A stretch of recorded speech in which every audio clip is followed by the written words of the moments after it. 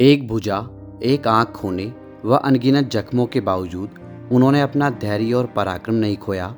राजस्थान के सबसे बड़े और साहसी शूरवीरों में से एक महाराणा सांगा को आज भी उनके बलिदान के लिए पूजा जाता है। मेवाड़ के पूर्व शासक एवं महाराणा प्रताप के पूर्वज राणा सांगा ने मेवाड़ में 1509 से 1528 तक शासन किया। राणा सांगा ने विदेशी आक्रमणकारियों के विरुद्ध सभी राजपूतों को एकजुट किया। राणा सांगा सही मायनों में एक बहादुर योद्धा व शासक थे जो अपनी वीरता और उदारता के लिए प्रसिद्ध थे। राणा सांगा उस समय के सबसे शक्तिशाली हिंदू राजा थे। उन्होंने दिल्ली, गुजरात व मालवा मुगल शासकों के आक्रमणों से अपनी राज्य की बहादुरी से रक्षा की। फरवरी 1527 ईस्वी में खानवा के युद्ध से पूर्व बयाना के युद्ध में राणा सांगा ने मुगल सम्राट बाबर की सेना को परास्त कर बयाना का किला जीता। इस युद्ध में राणा सांगा के कहने पर राजपूत राजाओं ने पाती पैरवन परंपरा का निर्वहन किया।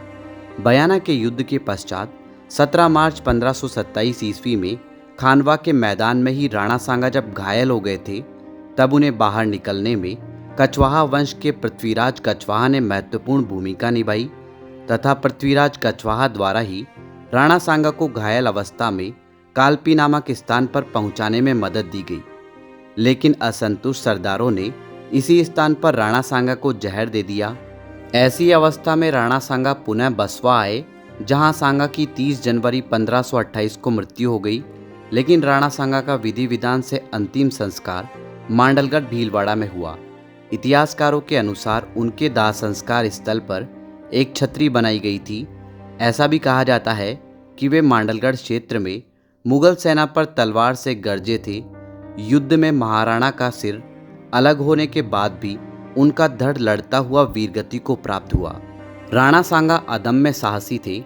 एक भुजा, एक आंख खोने व अनगिनत जख्मों के बावजूद उन्होंने अपना धैर्य और पराक्रम नहीं खोया। सुल्तान मोहम्मद शाह मांडू को युद्ध में हराने व बंदी बनाने के बाद उन्हें उनका राज्य पुनः उदारता के साथ सौंप भी दिया। यह उनकी महानता और बहादुरी को दर्शाता है। एक विश्वासघाती के कारण वह बाबर से युद्ध जरूर हारे, लेकिन उन्होंने अपने शौर्य से दूसरों को प्रेरित किया।